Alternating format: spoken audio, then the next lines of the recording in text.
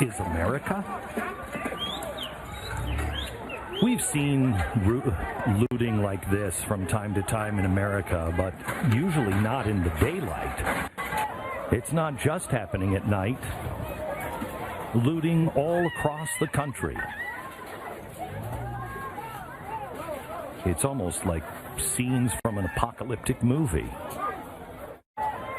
This is all about justice, I guess?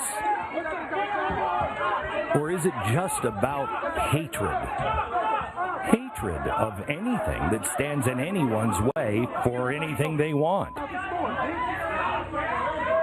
I want to show you a woman in Rochester, New York. You said Black Lives Matter. I worked here part-time. Here's this woman in Rochester. She's just defending her store from thugs who are saying that they're, I guess, part of justice. Some Justice League.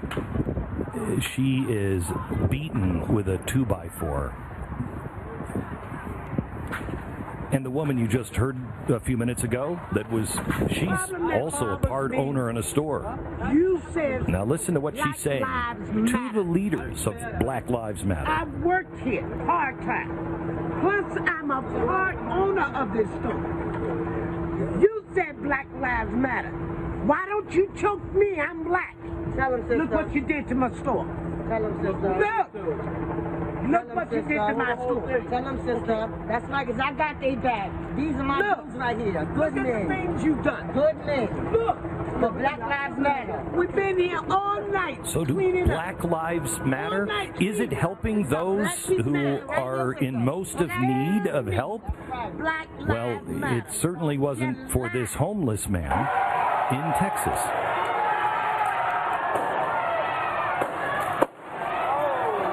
I don't think I've ever seen anything quite so heart-wrenching as you watch this man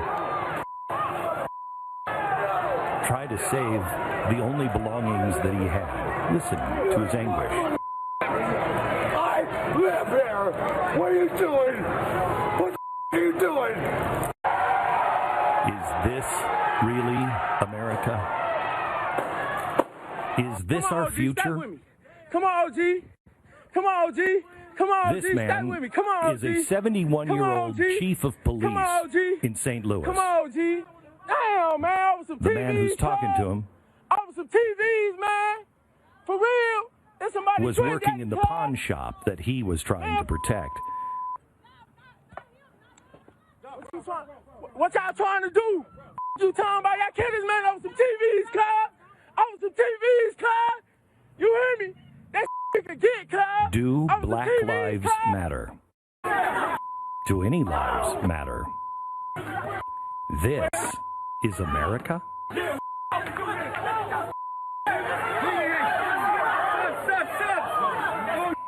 Truth, justice, and the American way. Oh my God.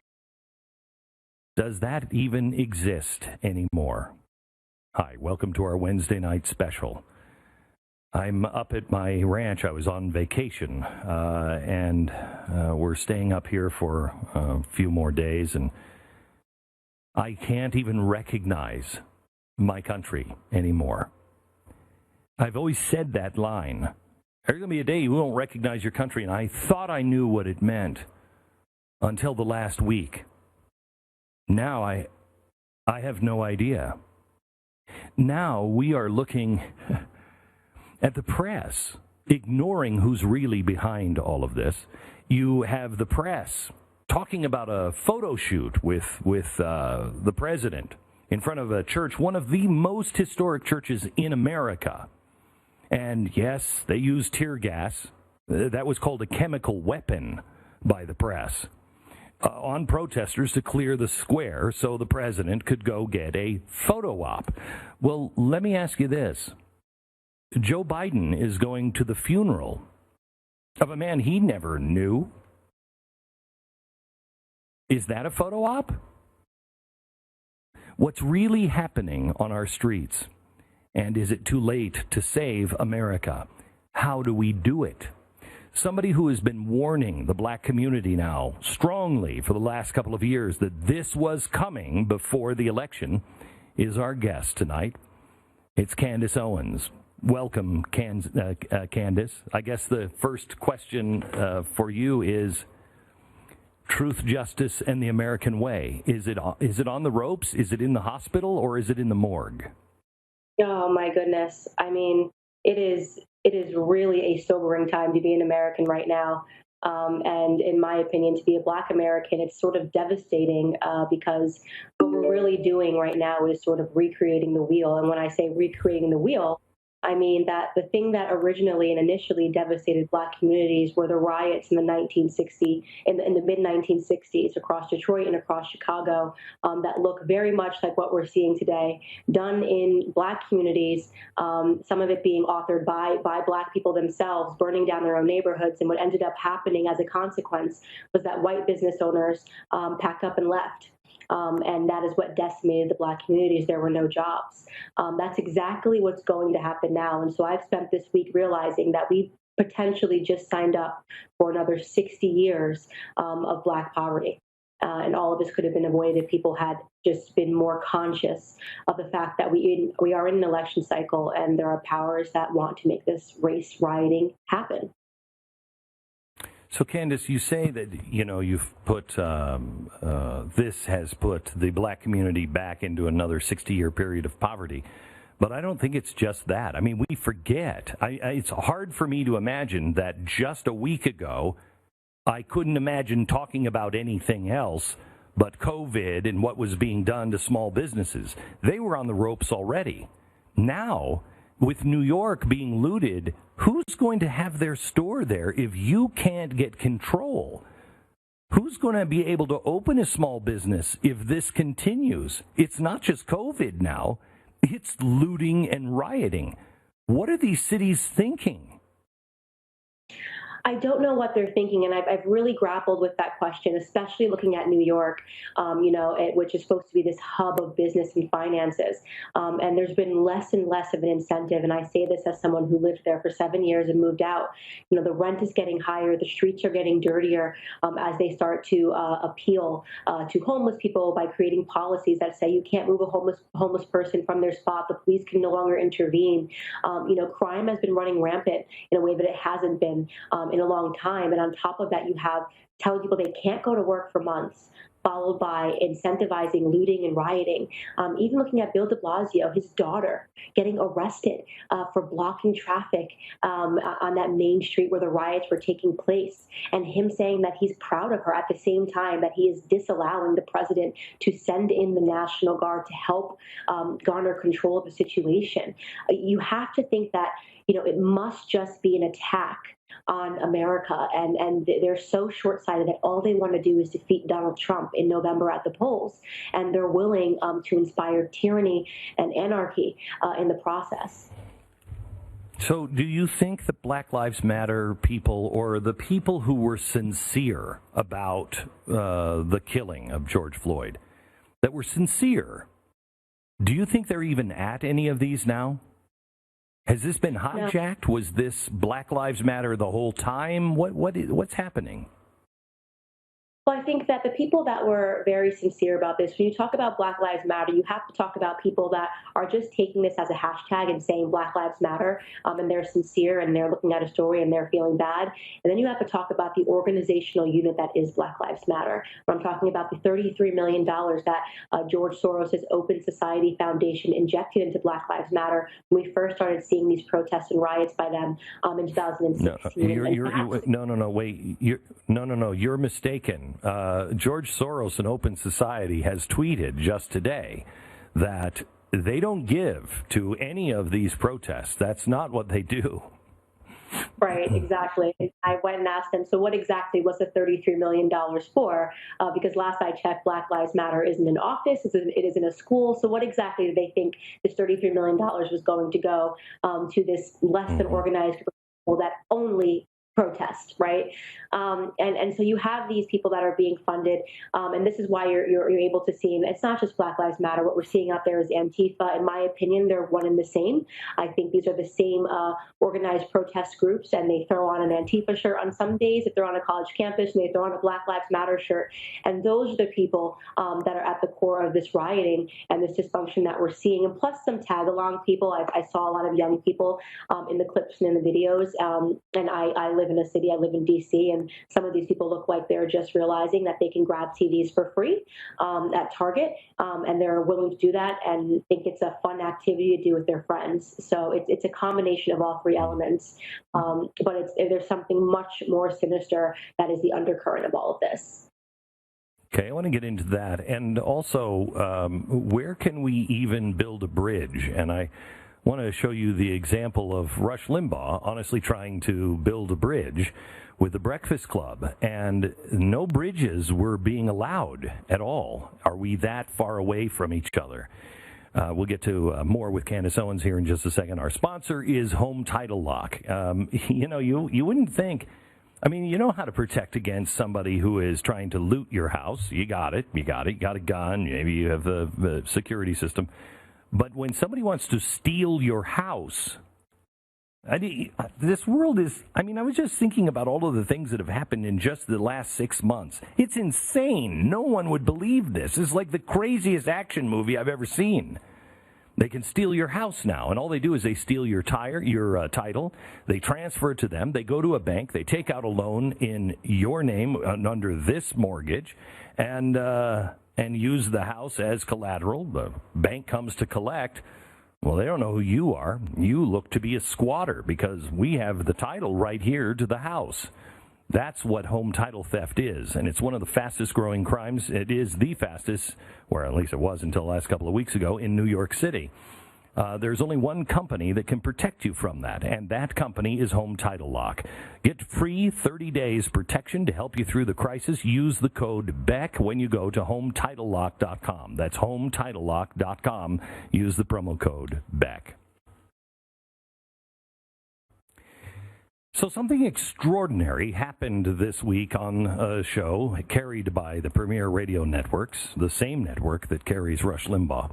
Rush Limbaugh phoned in to the Breakfast Club and wanted to talk about ways that people could come together and agree. And the thing that they could both agree on was that the death of George Floyd was horrific. And it was murder of one sort or another, at least manslaughter, and everyone involved should pay. But that wasn't good enough. Candace Owens is with us. Candace, did you hear or see or read any of this from Rush Limbaugh? I did. I read it, and then I went and I found some clips of it, and I spoke with Charlemagne the God afterwards because I am in communication with him. And yes, I think it was a missed opportunity, but I think it is a good step in the right direction. I think a big part of the problem is that people are not exposed to one another, so it becomes very difficult, especially a show with such popularity as The Breakfast Club culturally has such cultural relevance, and they do a lot of good stuff on that show. I mean, Charlemagne the God has been pretty outspoken against Joe Biden. He's spoken about, his record as a senator and weighed it against the things that he, proclaims to support or proclaims to be. But I think, with Rush Limbaugh, you have a guy who is incredibly intelligent, very well researched, and in a position where he's up against people that maybe don't have as many facts on their side, and you just kind of can feel that butting of the heads where I think a lot of pride, which shouldn't really serve the conversation. I'd like to see it repeated and done again, and perhaps just between Charlemagne the God and Rush Limbaugh coming together to have a more realistic conversation. So, Candace, what struck me is when I watched it online, the ad that was embedded right before, I don't even remember the product, but I remember the first line, and it said, life isn't what happens to you, life is what you do with it. And the whole controversy here is white privilege. Is there white privilege? Of course there's white privilege. Of course it's privilege it's been this way for a very long time. I don't think it's intentional in most cases, but it doesn't matter if it's privileged or not. You are underprivileged. I am underprivileged in different ways, but in the same way, because of our point of view, we're not getting meetings that should be happening. I'm not getting a $100 million check from Netflix to make movies. It doesn't happen because we have a different point of view. So it's not the same, but I can understand it. If we can't, if I don't believe white go privilege ahead. at all. I don't believe in white privilege at all. You don't believe in it at all? No, it's a Talk to me about it. complete myth. It's something that was made up by postmodernists, to divide people. If you are not privileged because of the color of your skin, and I think, Glenn, that you just proved that by saying, "Oh, well, I'm not privileged because I have different thoughts." And the idea that somebody can step inside of a room and just because they're white, amazing things are going to happen to them. That's not the truth. When people come up with this idea of white privilege, they talk about the accomplishments that white people have versus black people. But are there other external factors that are contributing to that? Are the decisions that black people are making that are preventing us from getting ahead, as white people have done, or as white people are doing? Are we acting in the same mold as the people that are ahead of us? If you want to talk about Jewish Americans, foremost Asian Americans. You want to talk about white privilege not existing? Who does better than white Americans in this country? Asian Americans do. And this is why you never hear people talk about Asian Americans at all, is because they completely defeat the idea that there is white privilege in this country. They do better in every single lane than white people do. And you want to know why? Because they make better decisions than white people do. And you want to know why white people do better than black people? Because white people make better decisions as a whole than black people do. You get out of life what you put into it. And unfortunately, people don't like to talk about that because it's too tough of a conversation to have about what black Americans aren't doing right? We have policies like affirmative action, right, which mismatches us and puts us into school not based on our merit or what we know, but based on our skin color. And those are the things that are actually, with time, disadvantaging black Americans because it's not allowing us to do the hard work that we need to do to get on the level playing field. So I agree with you on that. Booker T is one of my heroes. I love Booker T. Washington. I love his story. He shows that if you apply yourself, you really can change the world. He would be beside himself if he could see the status of a black America today. But he also foresaw it because people in the black community and, of course, the people in the Democrats at the time, they wanted to have a real plantation. But so many people moved on that plantation, and now they don't want to get off that plantation. That is correct. That is exactly correct. And like I said, people are comfortable. What white privilege is it's an excuse for black Americans not to apply themselves. And that's why I reject the narrative.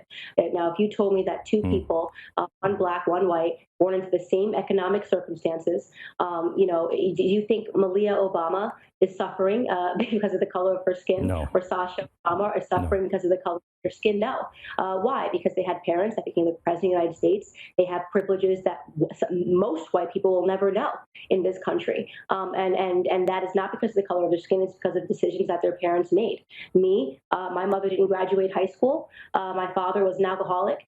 So the circumstances of where I started in life is not because of the color of my skin, but because of decisions that were made before I came into this world. And those are the discussions that we need to have about how we fix the fabric of black America. And those are decisions that we are making. There's no white person that told my mother that she wasn't allowed to graduate high school, or that she had to have her first child at 17. It becomes too easy of an excuse, and we have to stop handing my community excuses. We have to stop handing my community catchy phrases like white privilege. It's hard work. It's not easy. It sucks. And Shelby Steele does a great job of talking about how sometimes the hardest thing in the world is being handed freedom after years of oppression, which is what black Americans went through. Because suddenly you realize that they were saying that you were not equal, and suddenly you have to contend with the fact that they're right, that they're better at you in math and science and reading and writing because you've had years of oppression. But the only way to actually get up ahead and to no longer lag is to do the hard work. And we've not been able to do the hard work because everybody keeps giving us excuses. So I'll have to tell you, no, Glenn, there is no such thing as white privilege. I have to deny that because I want black Americans to get ahead, and we have to. I love being on the other side of the argument with you. And my only thought on this is I will recognize that over time, just like you're recognizing that over time people made bad decisions, over time people also were oppressed in ways that I, as a white man, I've never been pulled over for driving a nice car. So there are different things in our communities that I think you can call it white privilege or just differences of the way people are viewed. Doesn't matter. But there are experiences that I never went through. But on the other hand, I didn't have it. Yeah, I didn't have it either. I didn't have everything handed to me. Yeah. I've never been pulled over in the car for being black either. And that's the thing, is that what you see happen is there's this antiquated argument of things that went on, in the 50s and the 60s that were very much real. We're now in 2020. The black Americans that are growing up today are not going through that, but they're being handed the excuses, from years of oppression that did exist. Sure, if my grandfather wanted to talk to you about white privilege, then I'd say, okay, he's a great person to have that conversation with. But if you didn't grow up during that time and you're accepting that this is all real now and today, it's disingenuous. It just isn't. 100% agree, and that's where we won't get agreement from many people, is that this is not the America of 1965, and that racism is not an American problem, it's a human problem. It's a problem inside all of us. We see something that's different, we don't like it, we shun away from it, or we are afraid of it, or whatever. And racism exists throughout the world, and this is not America 1965. And it's, but yet we're made to feel like it is in 1965 all over again. And somehow or another, George Floyd has been made into a martyr, where I think what happened was wrong. I think the cop that did it was wrong. I don't want to see that happening to a black guy, a white guy, any guy. I don't care if he just stabs somebody. If he's down on the ground and you have him, don't put your knee on his neck and kill him. That's ridiculous. Our police should not be doing that. However, this is a guy with a very long record and a very long criminal record. He was said to be cleaning up his life by his family. I hope that was true. But he was also high on fentanyl and dropped a bag of drugs that he was carrying at the time. Is this really the guy that Black America, they were very careful to pick Rosa Parks. Is this the symbol of Black America today? I'm going to say yes, it is a symbol of Black America today, and it's a symbol of a broken culture in Black America today, and that people are not willing to talk about, again, how we contribute to our own demise. The fact that he has been held up as a martyr sickens me. George Floyd was not a good person. I don't care who wants to spin that. I don't care how CNN wants to make you think he changed his life around, or MSNBC wants you to believe he was just, after his sixth stint in prison, I think, or fifth stint in prison, really going to change things around. It's just not true. You look at the situation. Here's how I tried to see it through the eyes of the young woman who was pregnant in 2007 when a guy knocked on her door pretending that he worked for the water department. She realizes he doesn't work for the water department, attempts to slam the door in his face, only to have a Ford, pull up with 4 more men that get out of the car, one of which is George Floyd. George Floyd slams his way into her cracked door as she's trying to close it. He takes out a pistol and he holds it to her pregnant belly, threatening her and pushing her into her living room. While she is in the living room, he has another one of his armed buddies keep an eye on her as they raid her house looking for drugs and looking for money. They did not find drugs, but they did take her cell phone, and I think they took some cash, and he escaped. Fortunately, the neighbor who observed this caught the license plate, and the police were able to track down the driver of that Ford, which was George Floyd. So that was, I think, his 5th arrest, the one that he went to prison for 5 years. This woman now has to watch this man be held up as a hero.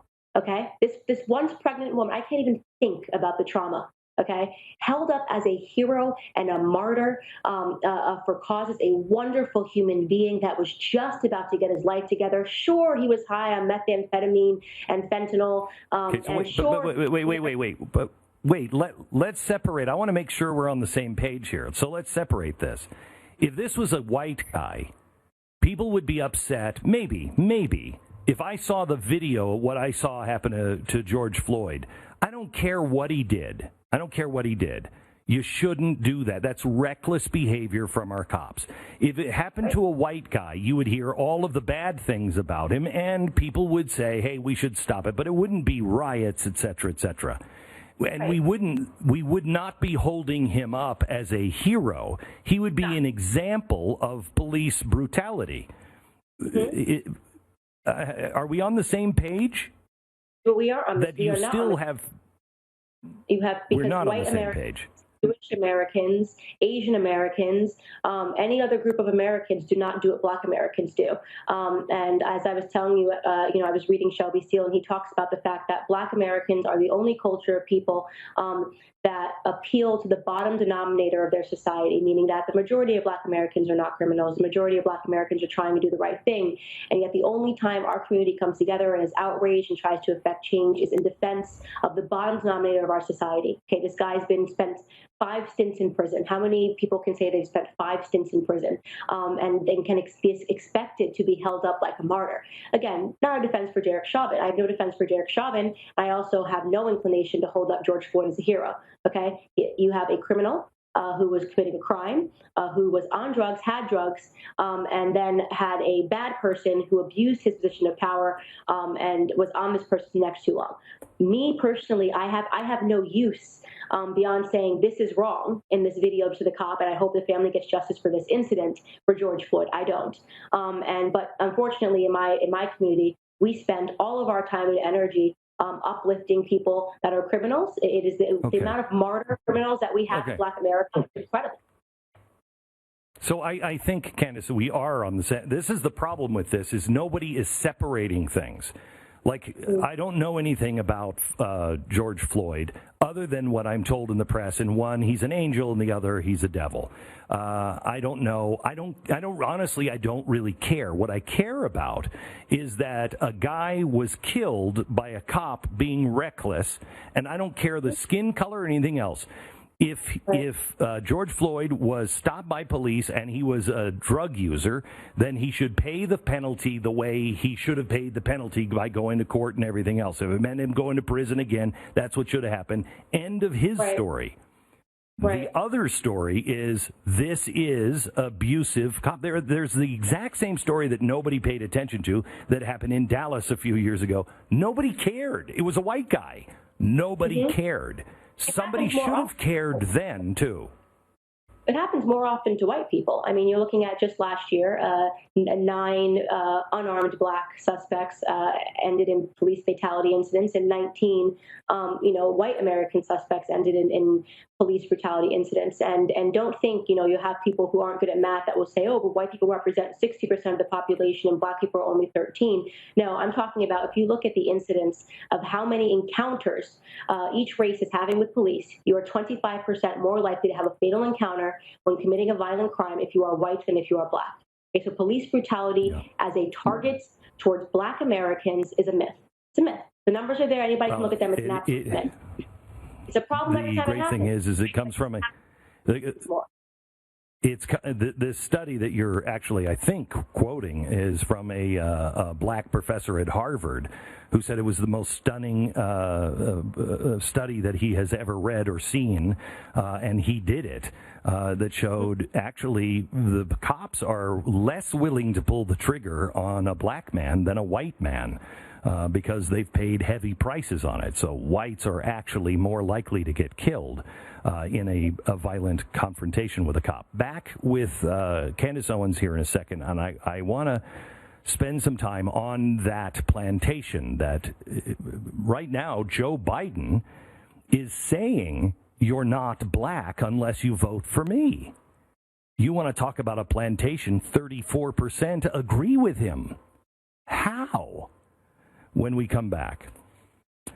First, let me tell you about Built Bar. Built Bar is a protein bar. Yeah, I know. I mean, picture health. You don't get a body like this without working hard. I've got to lift that spoon a lot. Anyway, my wife is a health nut, and I told her last night, right before she hit me, that she was exercising. She sprained her ankle. The cows were chasing her on the ranch. She was just all she was trying to do was run up a hill and just get fit. And I told her that's what happens. You almost killed by killer cows, and you sprain your ankle. Me, I'm fine with my bowl of ice cream. Anyway. Built Bar is a protein bar. She's been eating them for years and saying, yeah, and I never did until we were out of anything sweet in the house, and it was there in the refrigerator, and I was like, I want to try one of these. Don't tell my wife, but I asked for Built Bar to come on because she came home and I said, these are fantastic. These are just like candy bars. Oh, my gosh, she hit me so hard. Built Bar. Save $10 off your order right now at BuiltBar.com. That's BuiltBar.com. Make sure you use the promo code BECK. They're healthy. They're good for you. And they taste like candy bars. BuiltBar.com. Promo code BECK. Wake up. I don't want to go to school. First day, you can't be late. Tony. We bought your new shoes for the first day of school. Come on. This is the same thing that happened to George Floyd, and no one cared when Tony died. I think he's out cold now. Yeah, he's might wake up. I think he's out cold. They actually laugh about it when they stuff his body into the ambulance. Gee, I hope I didn't kill him. But again, nobody cared. Candace Owens is with us. And Candace, I want to play some audio that Joe Biden threw in at the end of an interview with the Breakfast Club, if I'm not mistaken, where he was talking about how if you're black, you have to vote for me. Listen, you got to come see us when you come to New York, VP Biden. I will. It's a long way until November. We got more questions. You got more questions, but I tell you, if you have a problem figuring out whether you're for me or Trump, and you ain't black. It don't have nothing to do with Trump. It has to do with the fact I want something for my community. I would love to see. Take a look at my record, man. I extended the voting rights 25 years. I have a record that is second to none. Okay, stop.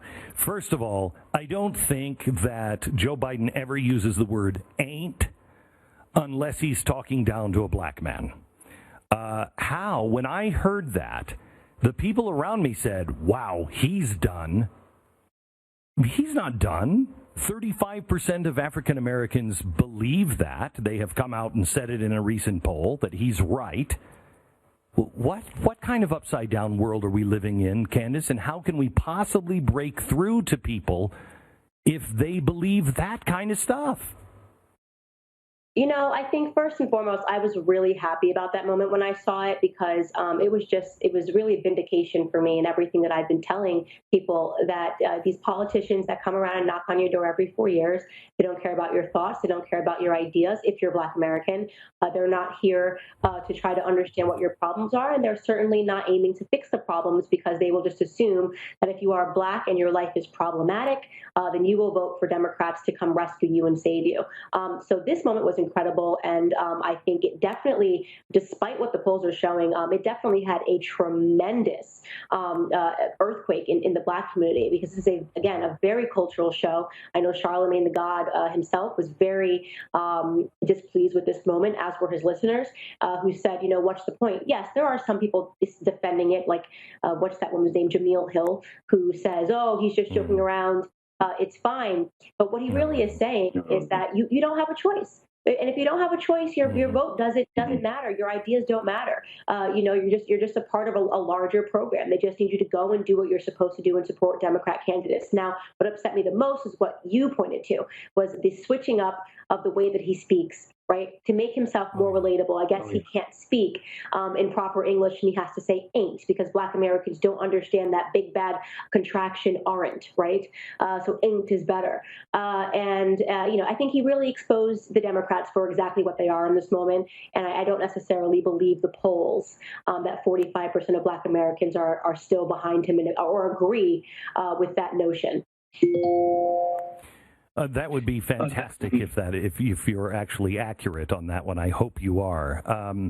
The president is his polling numbers are going down.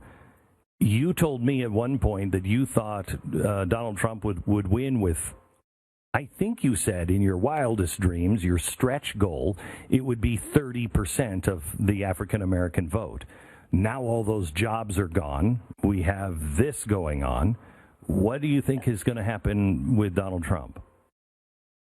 I think at the start of this year, he had at a minimum 25% of the black vote, and I think they knew that. I think they run their internal polls, and the Democrats know exactly how he was trending, and this is why they are launching an economic war on America right now. Because that's exactly what this is. This is a civil war going on right now, launched by Democrats and their leftist gangs to take down the economy because it was the strongest element. Now, here's what I will say: a lot can happen between now and November, and a lot will, because that will be ordained by the Democrat Party themselves. But I will say that Black Americans are alive to what's going on. You've showed several clips throughout this show. I've put up many clips on my Twitter showing Black Americans alive to the fact that these are Antifa, leftists that are rioting and spraying Black Lives Matter on Starbucks walls. There are Black women going up to them saying, "Stop doing that. You're trying to get us blamed for this." So I think they've launched the war in the Black community, hoping that it would help them and that Blacks would blame Trump. But they're not blaming Trump for the coronavirus. Americans know that it was the Democrat governors that wanted to keep this coronavirus thing going forever when Trump wanted to open up. The America knows that these riots are being orchestrated by the left.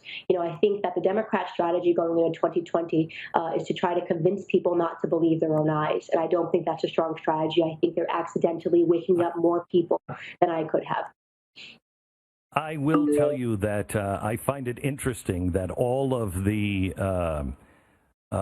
governors that were arresting people for going to church or trying to fine people and saying how we all had to stay in forever are the ones that don't have a problem with Antifa on the streets looting and rioting. We should either be seeing a lot of death from coronavirus with all of these people and in all of these major cities, or we should be asking ourselves, were these Democrats that cared so much about coronavirus and all of us staying in and now don't seem to care all that much about the rioting and looting, were they lying to us the whole time? They were. And I called it from the very beginning. I was the most vocal person against it. Even I disagreed with Trump, even for the 2 weeks that he, made it a federal policy and did the shutdown before he sent it down to the states. I said, this is the wrong action. None of the data made any sense. Nothing the epidemiologists were saying made any sense. There was no consensus throughout their community. And yet the government institutions were the ones that were informing the policy. The people that we know are paid, have plans that, could be in cahoots with anybody, and that I always felt that this was not real and it was not true. And I think now Americans are asking the question, what happened to the coronavirus? If everything you're saying is true, why aren't people down on the streets? Exactly right. Candace, one more segment with you, and I want to ask you what can be done. How do we bridge this gap? And I want to bring an example of something that I thought was amazing that happened early this week. And we'll talk about it coming up.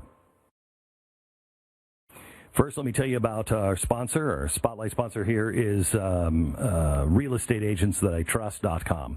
RealestateagentsthatItrust.com is a company that was actually started by me and my brother about 5 or 6 years ago, and the results are really remarkable. It started because both of us were frustrated with real estate agents because we always seem to get somebody we're having to hound all the time. Hey, you remember our house? I mean, are you doing anything on that? And it really bothered us. And I happened to be doing work with the 500 best real estate agents in the country at the time, according to the Wall Street Journal. And I started to get to know them, and I started to talk to them. What is it that makes a good real estate agent? There are things I never even thought of. So we've put a system together where we have gone across the country, and we have about 1,200 real estate agents around the country that hit all of the marks on a checklist that we have that make the best real estate agent, at least the one in our opinion. I mean, one of those is, do they return calls? Do they actually do what they say? To me, That's really helpful in a real estate agent. Go to realestateagentsitrust.com. That's realestateagentsitrust.com. Free service to you. Do your own homework, but get the best one in your area. realestateagentsitrust.com.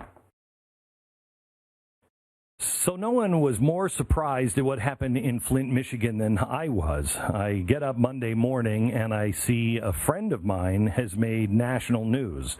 He's a guy who actually has helped me a great deal with Operation Underground Railroad. We worked together in Mexico rescuing slaves, and his name is Chris Swanson. Well, he happens to be the sheriff for the county of Flint in Flint, Michigan. Look what happened when things started to go a little awry. As they were approaching the police station, he saw the tension start to rise. And so he said, just on a quick feeling and a prompting, I felt like I should go out and talk to everybody. Watch what happened. The only reason we're here is to make sure that you got a voice. That's it. There we go. Don't think for a second that he represents who these cops are from all over the county and around this nation. We go out there to help people, not do that nonsense.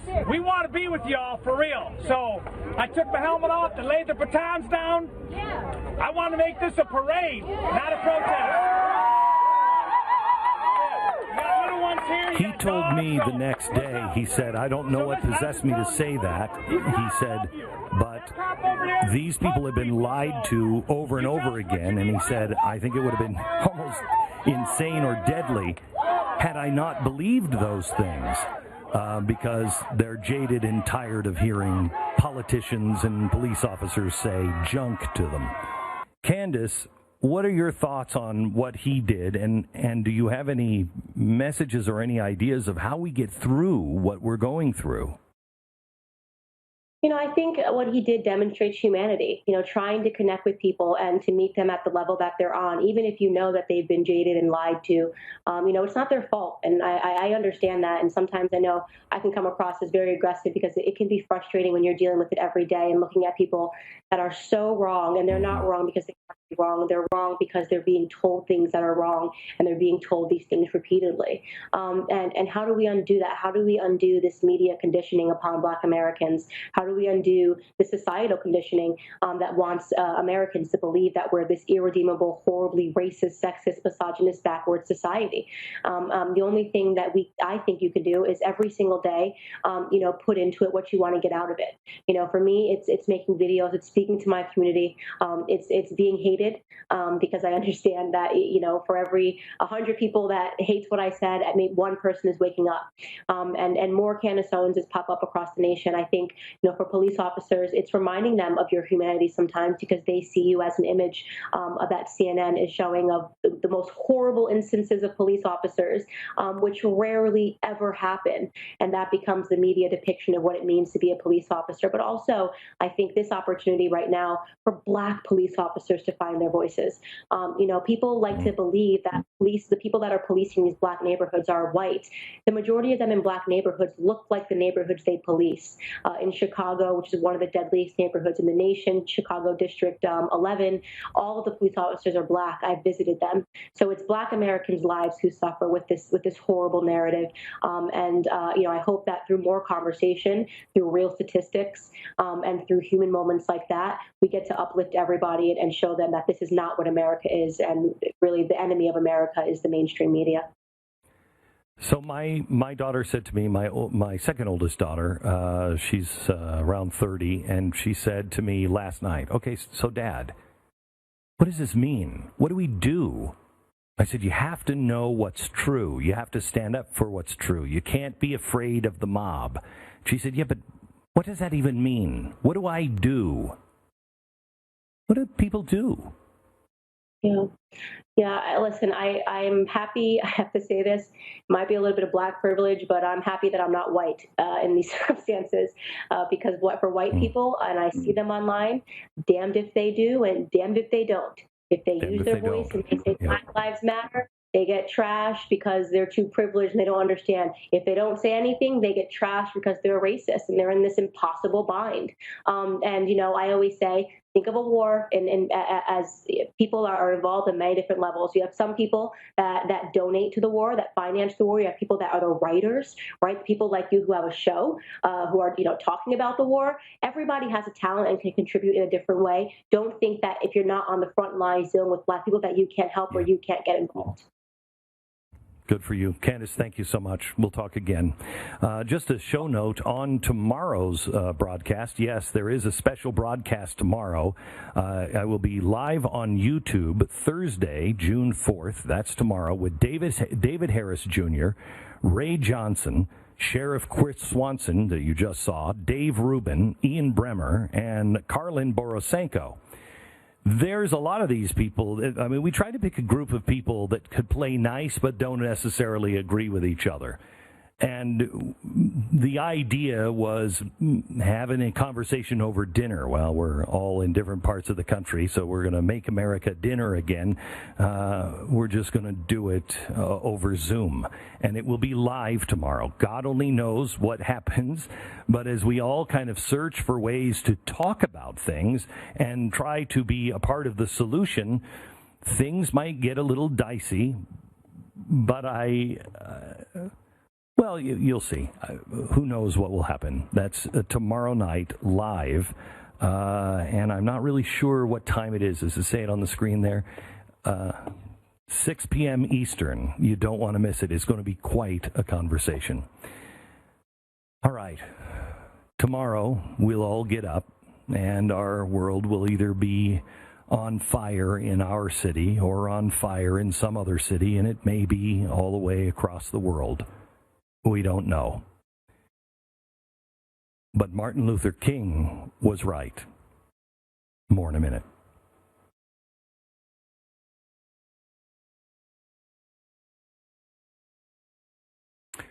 On today's radio broadcast that you can now find on BlazeTV.com, I spent an hour with Lara Logan. She is the former CBS Foreign Affairs chief. She said something that was truly frightening. She started with, I'm not really afraid of anything. I can handle it. I've been almost kicked to death and gang raped by 200 men in a public square and sodomized, so not a lot frightens me anymore. And she ended the interview with, this is the most frightening time I can ever remember. She was talking about the end of America if we all don't come together and wake up. She's right. That interview is worth listening to because it's not who we are. Earlier on today's, the open of this program, I led with video of this man. Come on, OG, stay with me. Come on, OG. Come on, OG. Come on, OG. He's 71 years old. I want to correct myself. He was the former chief of police. And that man was a witness, not the owner of the pawn shop. But listen to what he's saying. This is not who we are, America. We're better than this. We'll see you tomorrow. Good night.